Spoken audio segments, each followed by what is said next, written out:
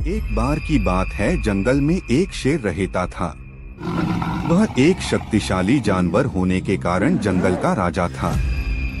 वह एक दिन में कई जानवरों का शिकार करके खा जाता था। जंगल के अन्य सभी जानवर उससे डरते थे।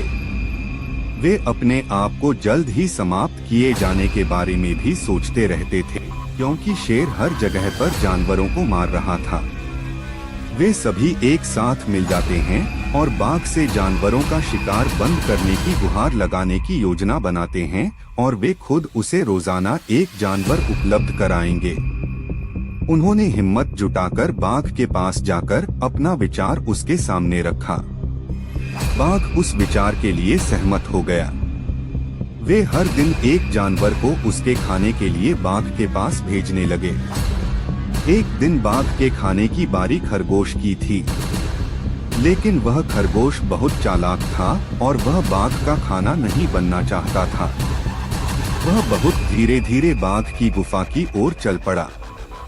वह भी अपने तरीके से सो गया और इस तरह खरगोश के बाघ की गुफा तक पहुंचने में शाम हो गई। बाघ लंबे समय से अपने खाने की इंतजार कर रहा था, जिससे उसे गुस्सा आ गया और उसे बहुत भूख लगी और खरगोश को देखकर वह गुस्से से चिल्लाया कि उसे बहुत भूख लगी है और उन्होंने अभी एक बहुत छोटा खरगोश भेजा है।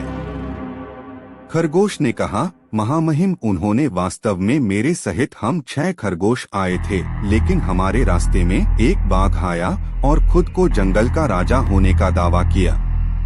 उसने 5 खरगोश रखे और मुझे तुम्हारे बारे में बताने के लिए भेजा। यह सुनकर बाघ गुस्से से भड़क उठा और खरगोश से कहा कि उसे उस बाघ के पास ले चलो। खरगोश उसे कुएं के पास ले गया और कहा कि बाघ उसके अंदर है। बाघ ने कुएं में देखा और उसने अपनी परछाई को दूसरा बाघ समझा और उस पर गरज कर कुएं में अपना चेहरा देखा जो भी दहाड़ता था। उसने सोचा कि बाघ उस पर वापस दहाड़ रहा है और उसे लड़ाई के लिए आमंत्रित कर रहा है, और इस तरह वह कुएं में कूद गया, डूब गया और मर गया।